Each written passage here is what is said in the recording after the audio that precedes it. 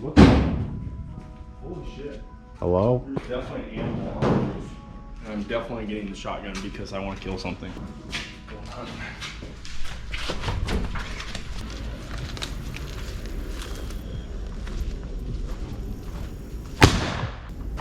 Oh, it moved.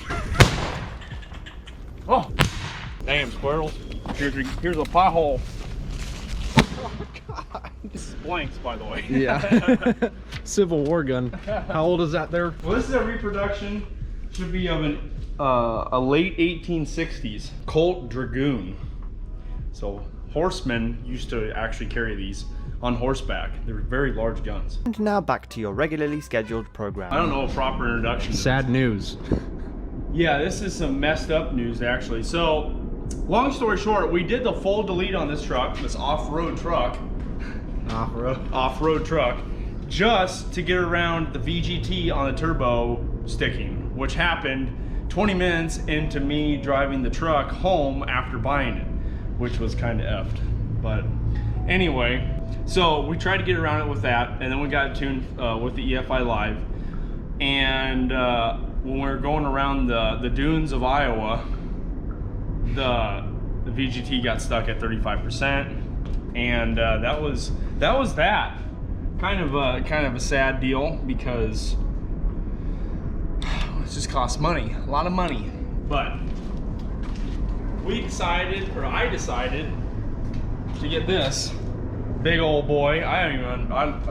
We just got it. We literally just got it. So, if you know diesels at all, here's the website, pretty well known website. You kind of know what's coming if you know what the 6.7 diesel, if you know kind of what people do with them.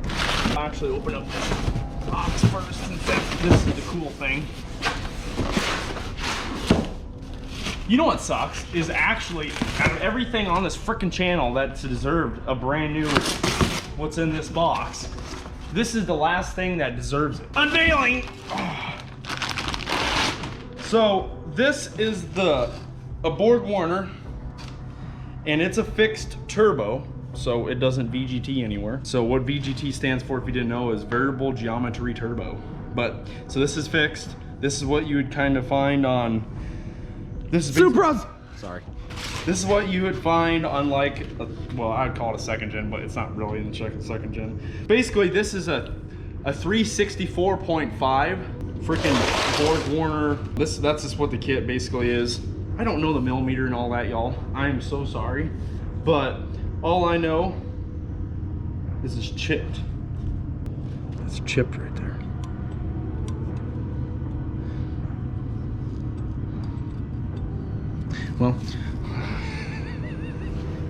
Well, at least it's on film now. Well, yeah, we literally just unboxed it. So if that eats that turbo up and puts it through the engine, you owe us a new BD diesel, you owe us a new engine. Yep. Because this is a very poor aluminum pour. Well, I'm just gonna make sure that all the little...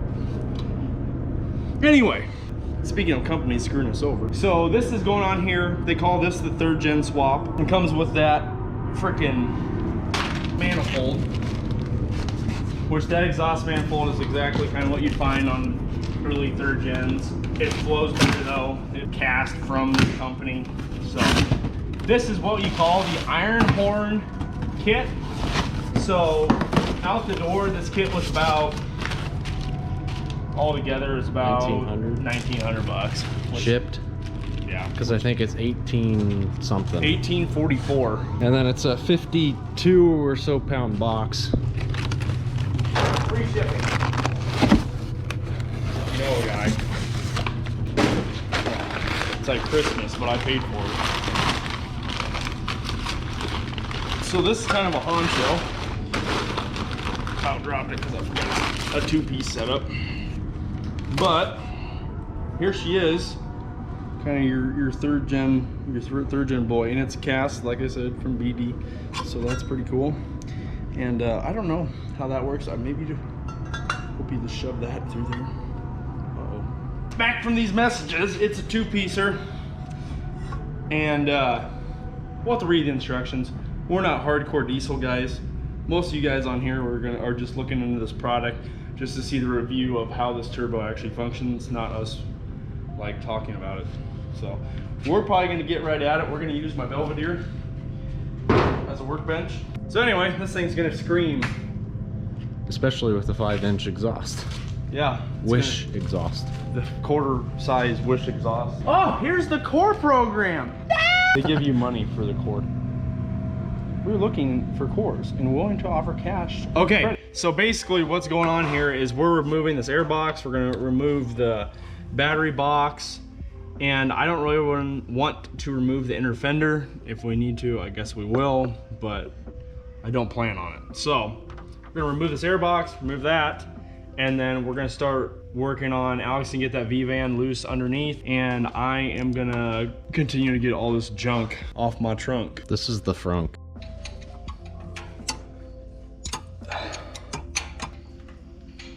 Oh, here's that AC line right in the way. Bro, that's not cool. That's not a cool vibe, bro. Make sure you drain your radiator actually from the spot you're supposed to drain it, which is straight down yonder on the driver's side. Kind of got a little ahead of ourselves and drained it from this port right there. So, which is fine, but since we're getting rid of that turbo and everything anyway, but we'll have to wash that front end off so we don't get too much corrosion. Other than that, right now we're trying to get those 4 bolts off so we can get that turbo Gandhi. Once we get that turbo Gandhi and the exhaust manifold off, I think we're calling it a night so we can keep ourselves fresh, keep continuing on day after day. I'll let you know if we break any bolts. So we have a series of unfortunate events going on here. One of the turbo oil drain plugs heads of the bolts is rounded off. Before we even got to it, one of the manifold bolts was broke off in the head. So, that being said, well, it's damn near 10 o'clock. I think we're just gonna take her apart and like finish taking it the rest of the way apart, kind of to conquer those mammoth feats of a broken stud and messed up drain plug bolts, and then we might be calling it a night. One bolt is gonna screw us for what I had planned. Wait, maybe not. Oh, come on, honey. It's out. Now I'm gonna crawl up inside and hand it to Alex. Oh my gosh. That's a turbo. Oh my goodness gracious, great balls of fire. That thing is actually kind of heavy. So I think thicker than the... Oh, it's gigantic. That's why everybody hates it. Oh, you know why? That V-band needs to come off the rest of the way. Get your ass down there, boy. I got gaskets for everybody. We'll sign this and give it away. You buy a shirt, you get a gasket. Oh my gosh. It actually weighs a lot. Wait a minute.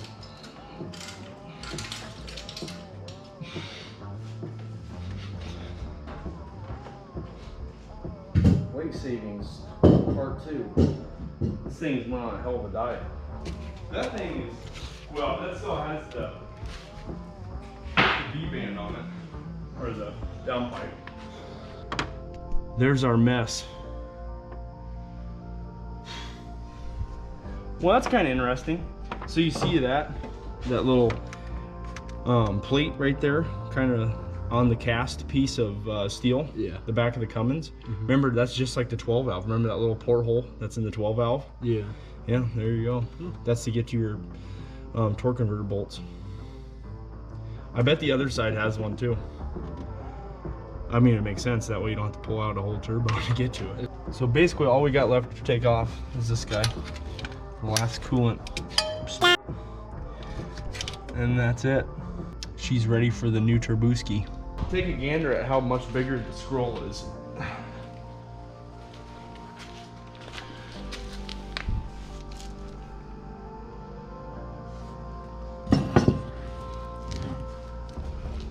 The turbine, look how much bigger it is. Look how thick it is compared to. True.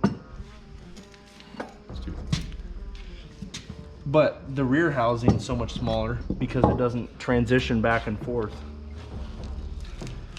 So this VGT, I think it's back here. It goes back and forth. You know, I'll probably have to have an expert tell me, but to me, it says the turbine goes back and forth in there. This is the actuator. This is what actually went bad. So 6.7 D cylinders, this is your Achilles heel. So, well, at least that's what I've read. Anyway, so basically this big honker is getting replaced by this little dude, and this little dude is so much more, it's just better. To me it's better because it doesn't have a lot of moving parts inside except for the turbine itself. Just because technology sucks, and we're turning this back into a 12 valve, one step at a time. No throttle valve, no EGR, no def. It's basically just turning this back into an old reliable diesel. We only need the one wire and she'll run perfect. Call it a night. Clap to the next night.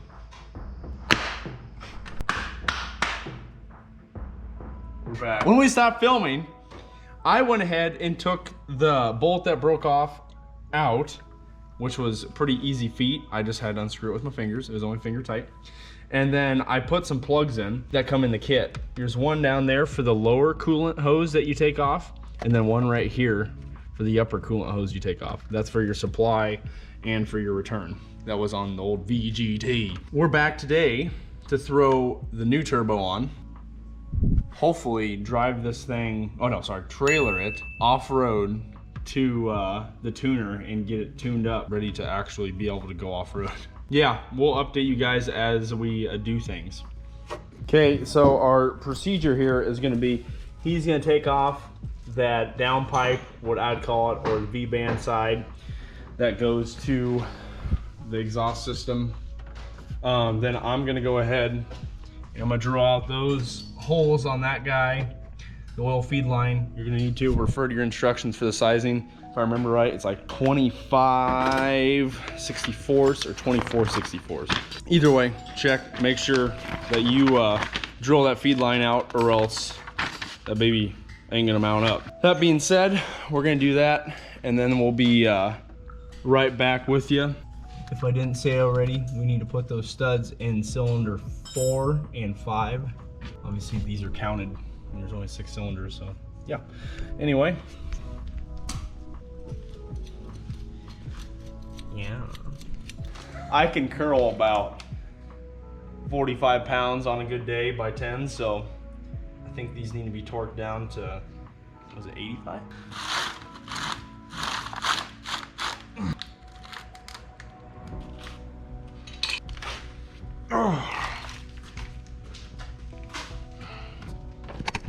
Where are we at from here?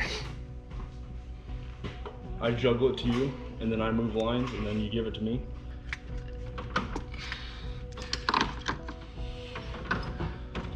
Okay, you got one side?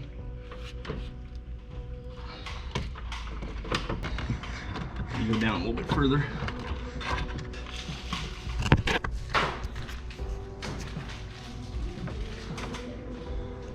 Two jabrones. Straight bronin', bud. What's a ball?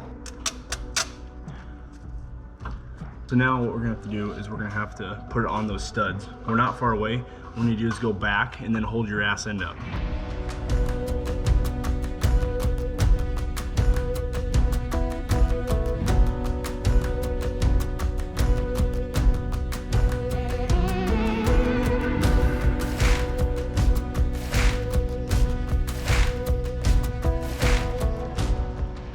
Oil feed line.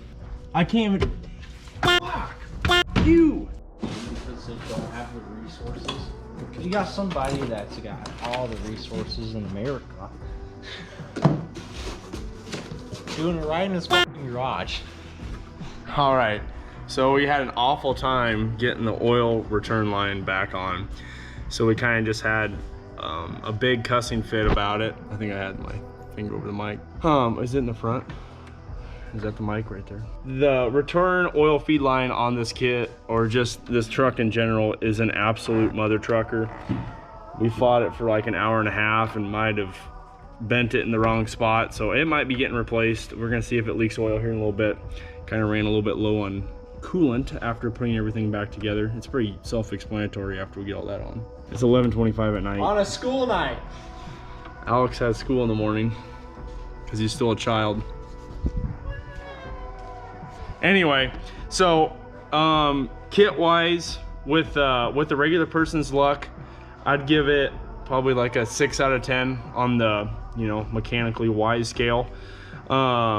With our luck, it's usually always two bars higher, because simple things just destroy us.